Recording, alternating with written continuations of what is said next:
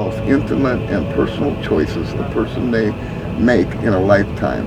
Choices central to the personal dignity and autonomy are central to the liberty protected by the 14th Amendment. Okay.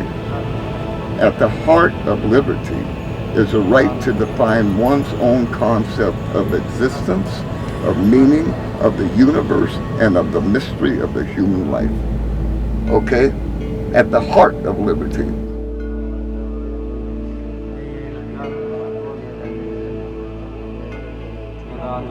If a crime without a victim is tyranny, and Thomas Jefferson, it's not only your right but your duty to reject tyranny.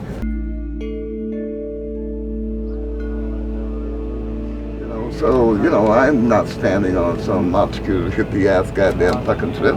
I'm standing on the fact that I not only have a right to liberty, I have a right to demand liberty. That nobody can tell me that I can't take a fucking mushroom. Nobody can tell me I can't grow a plant. It doesn't matter what the law is, and it doesn't matter what the penalty is. The fact is that if I say that I'm guilty of something when I think it's all right to do it, then I'm a fucking hypocrite. And then how the hell are my kids going to ever trust me or anybody I know? How am I going to back down and go to a drug program when I don't even use drugs? And I quit drugs in 1976 the hard way.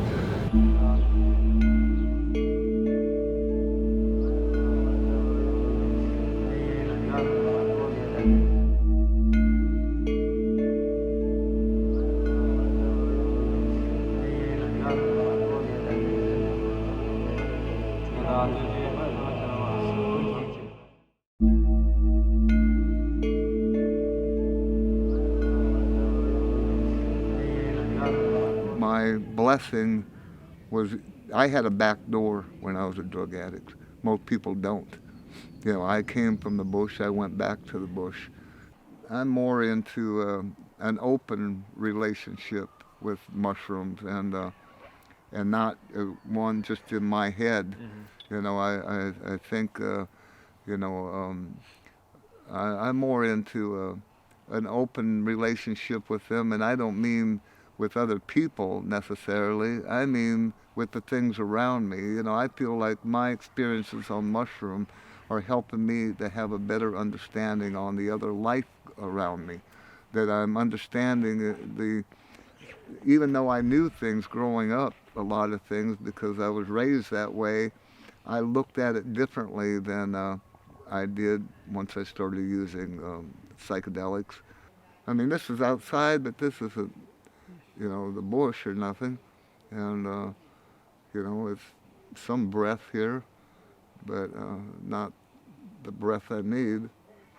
I have a hard time thinking clearly when I don't understand what's going on around me. I know kind of what's going on, but it doesn't seem real. Even the court thing, I go in there and I look at these people, I'm not sure it's real. I mean, is it really real? I mean, am I awake or am I not awake?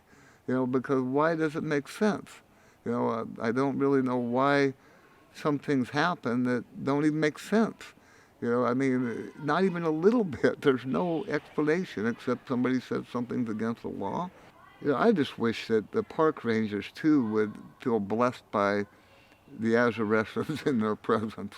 I wish to God they would just pick up a mushroom and eat it, and just feel the blessing, and look at them not as an enemy, but as this fucking amazing thing. Why don't we have celebrations there every year? I mean, why isn't there just this joyous thing after that first flush?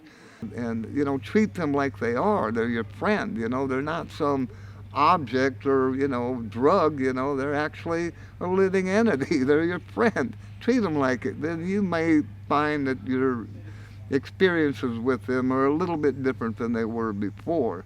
When they show you the things around them, that are important, not just the deadly lookalikes or this or that, but man, the other mushrooms and the trees and the mediums that they're growing in, and, everything about them. You get so after a while you just get to know them. You can guess where they're at, and if you're fortunate, you know, you may just happen to stop at a spot and there they are. And it happens a lot. They're just right there where you happen to stop, you know, and, you know, they're waiting for you to show up.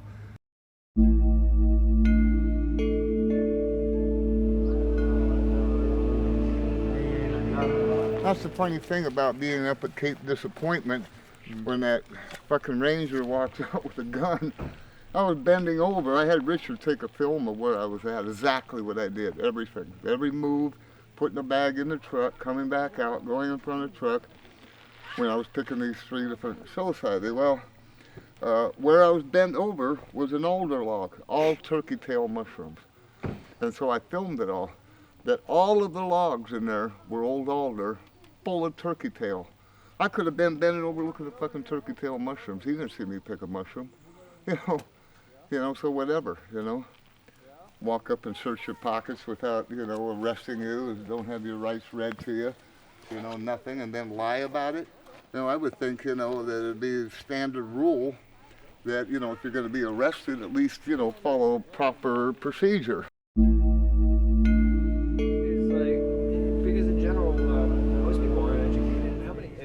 Deaths every year from picking mushrooms, right? There's what? There's deaths every year from people picking mushrooms. Oh yeah. Yeah. That's why I'll tell you what, man, and that's what pisses me off.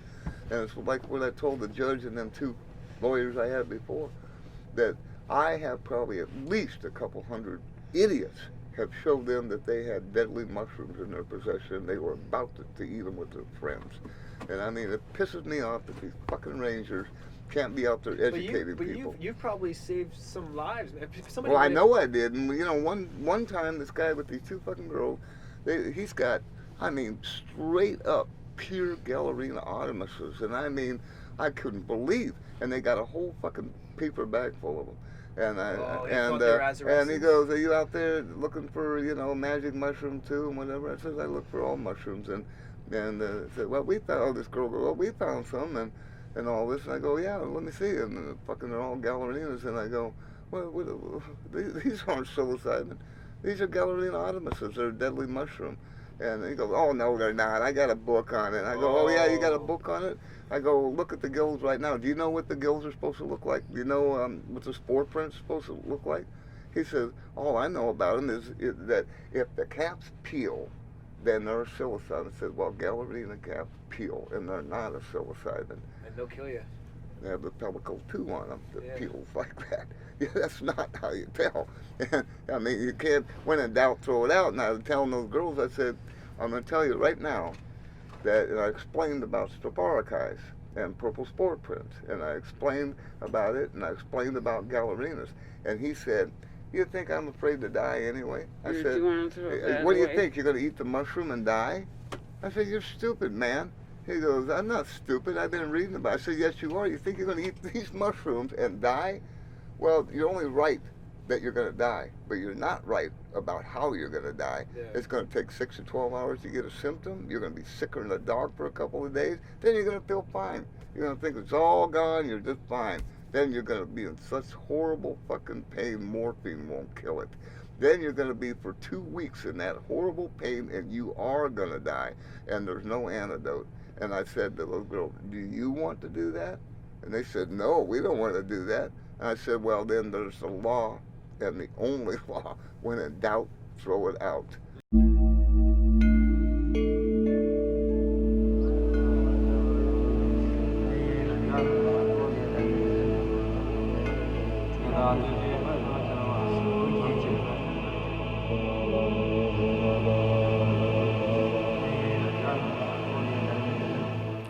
I feel like something's happening, and I feel like something's going on.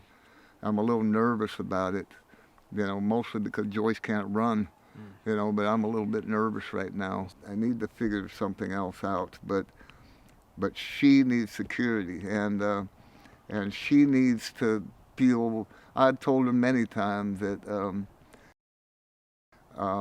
I gave you my word, you know, I'll never leave you in the lurch or allow you to be the way it was before, because she is my priority. You know, she is my responsibility. She's what I've been given as a gift.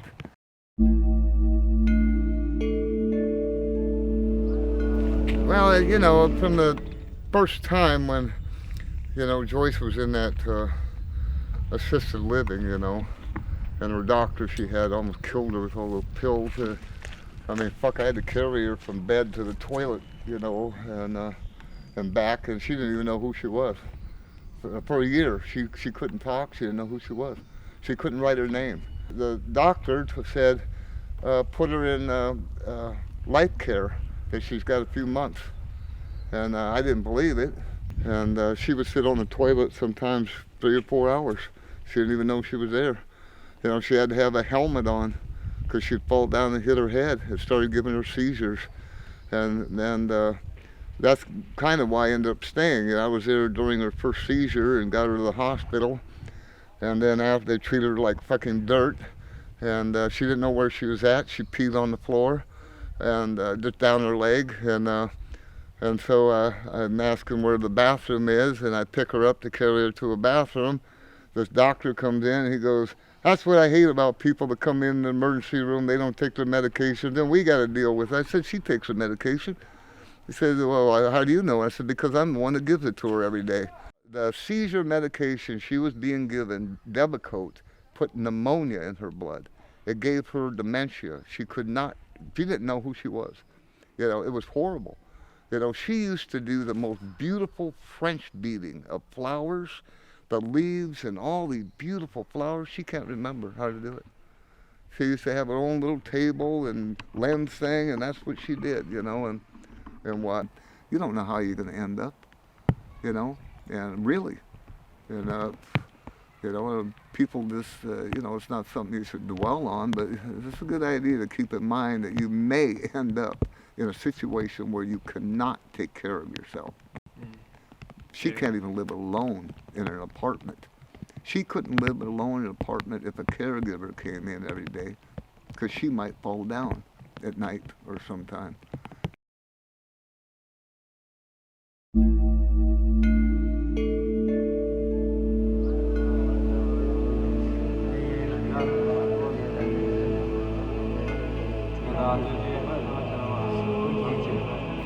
It's a hell of a thing, man, because you know, I remember they gave you the option of, what was it, like 2 weeks in there? Yeah, 15 days, 3 days off, they said good time, 12 days in jail, which, whatever, I could read books, you know, and have a good time laying around getting a break, you know, but I can't leave her for 12 days, you know, and I can't trust anybody to watch somebody that could fall down like that. I mean, like that. You could be watching and she could fall down. My own lawyers threatening me, you know, and shit, and trying to make me feel bad and saying, what's going to happen to her then, you know? You know what, you're going to go to prison, you know, what's she going to do, you know? She's going to end up in some rest home and all this shit, you know, trying to force me into, intimidate me, you know?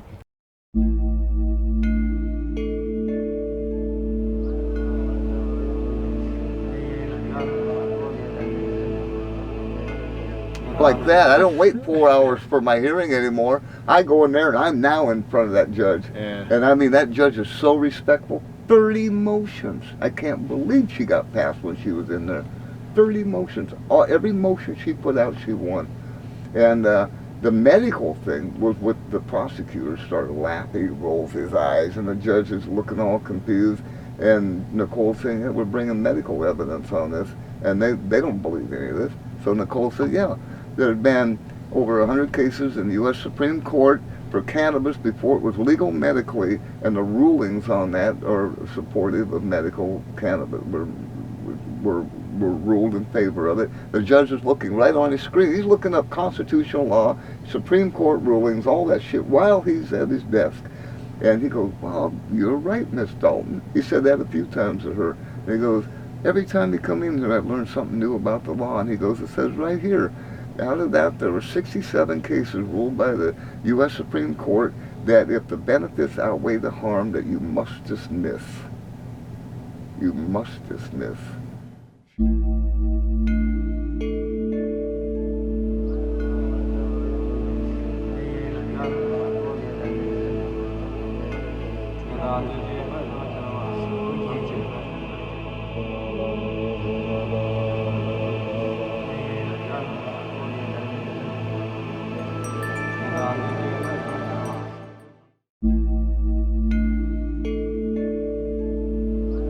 better way is to know these things.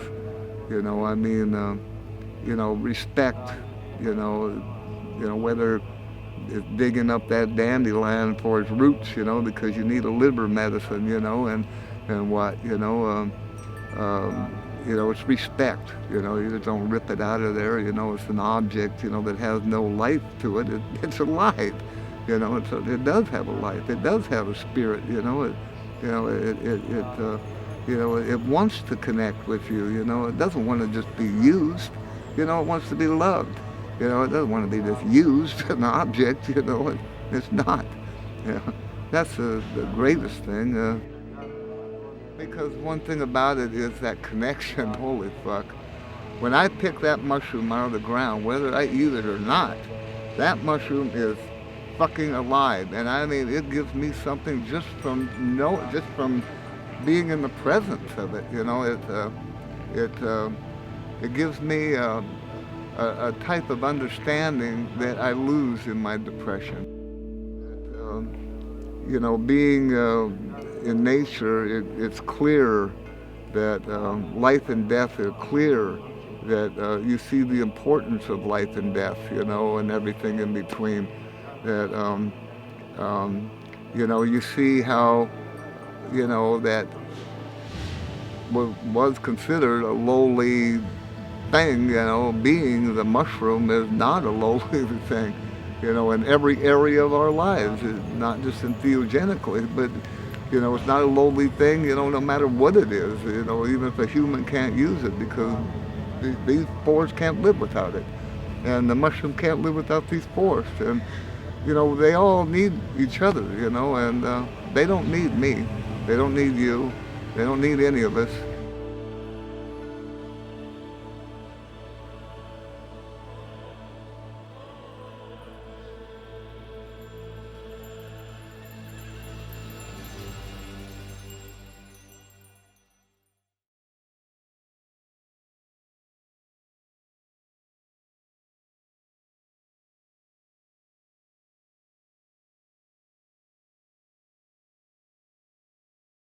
But here's proof in the pudding right here.